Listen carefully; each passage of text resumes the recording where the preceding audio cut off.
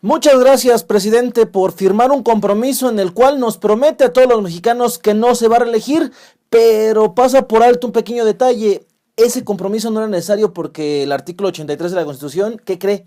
Ya le prohíbe reelegirse por cualquier motivo a cualquier presidente de México.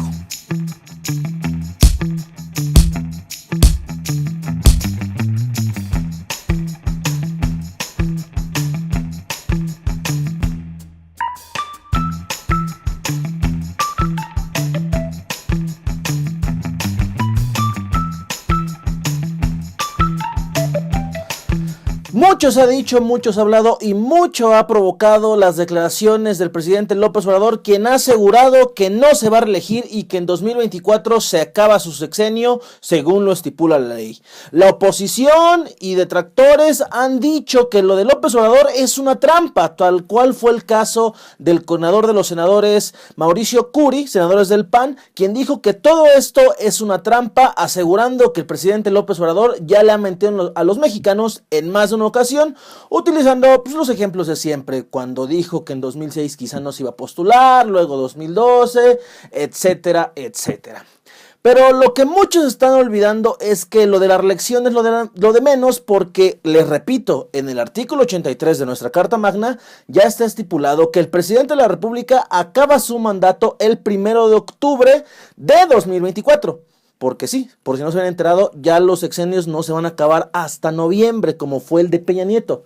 El de López Obrador se acaba el 1 de octubre de 2024. ¿Y qué hizo el presidente? Firmó durante su conferencia matutina un compromiso en el que destacó todos sus valores, asegurando que es maderista y que él cree vehementemente en el sufragio efectivo, no reelección. Muy bonito, muchas gracias, pero la neta era totalmente innecesario. ¿Por qué? Porque el presidente le está siguiendo el juego a los opositores que están haciendo leña del árbol caído. ¿Y a qué me refiero? Pues resulta ser que en la discusión de la Cámara de Diputados y Senadores, donde se habla de la revocación de mandato, plantearon que esa situación era antidemocrática y que era un gran riesgo para los mexicanos, porque también ahí mismo se discutió sobre la ley de consulta popular, la cual podría ser una herramienta que puede utilizar el presidente para perpetuarse en el poder, ya sea él o desde luego su partido, Morena.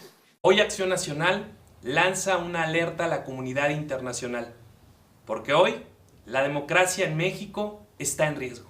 Un probable primer paso para el intento de la reelección.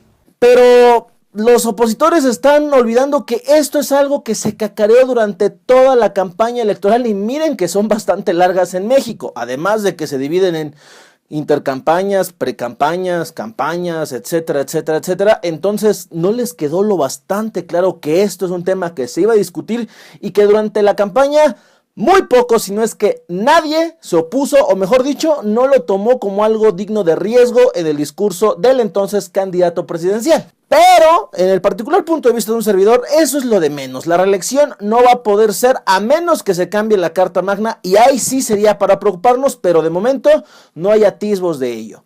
Pero para esto, antes hay que retomar un poco la historia de nuestro país y recordar una época que se conoce como el Maximato. ¿A qué me refiero? La época entre 1928 y 1934, donde hubieron 3 presidentes: Emilio Portes Gil, Abelardo L. Rodríguez y Pascual Ortiz Rubio. Estos 3 presidentes fueron conocidos en aquel momento como auténticos títeres de una misma persona, Plutarco Elías Calles, quien aparentemente era quien en realidad mandaba en el país, sí, algo así como lo que dicen que fue Salinas con Peña Nieto, hagan de cuenta, pero él lo hizo con 3 distintos presidentes. Evidentemente eran otros tiempos, pero justamente el nombre de ese periodo proviene de su apodo. Plutarco Elías Calles era conocido como el jefe máximo de la Revolución Mexicana y es el abuelo del PRI, etcétera, etcétera, etcétera. Hasta que en 1964 ganó las elecciones el general Lázaro Cárdenas y después provino su expulsión del país. Así que eso es lo que realmente no debería volver a pasar en México. Algo así como un López Obradorato o lo que sea que quieran nombrarlo. Pejato puede ser un buen nombre. Pero eso es lo que puede llegar a suceder. Que los sucesores, los que lleguen después de él, puedan ser utilizados para que entonces se ostenten el poder durante quién sabe cuánto tiempo. Pero ¿para qué nos preocupamos con eso? Porque recuerden, apenas van 100 días del gobierno y ya hasta estamos hablando de que no se reelija el presidente López Obrador.